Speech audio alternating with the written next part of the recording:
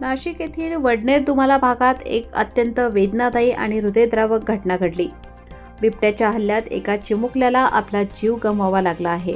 रक्षाबंधनाच्या पूर्वसंध्येला घडलेली ही घटना अत्यंत दुर्दैवी आहे। आयुष आता या जगात नाही। फक्त 3 वर्षाचं कोवळं वय। घराबाहेर खेळत असताना बिबट्याच्या हल्ल्याने त्याचं आयुष्य हिरावलं। आज त्याच्या अंत्ययात्रेच्या आधी त्याची 9 वर्षाची बहीण मात्र राखी बांधताना दिसली। थंड पडलेल्या हातावर तिने हळुवारपणे राखी बांधली। डोळ्यातून वाहणाऱ्या अश्रूंनी ती त्याला ओवाळत होती। जणू सांगत होती, तू कुठेही असला तरी माझा भाऊच राहशील। राखीच्या धाग्यात प्रेम, ममता आणि आठवणी गुंतलेल्या आहेत। पण यावेळी भावाकडून भेट नव्हती, होती ती फक्त कायमच्या विरहाची नकोशी वेदना। या घटनेनंतर संपूर्ण महाराष्ट्रातून हळहळ व्यक्त होत आहे।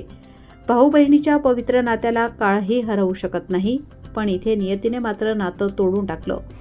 आपली नाती जपा मित्रांनो, काळ कधी घाला घालील सांगता येत नाही। चिमुकल्या आयुषला भावपूर्ण श्रद्धांजली।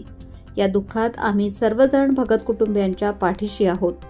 लोकमान्य न्यूजसाठी संचालक लक्ष्मीकांत शिंदे, नाशिक।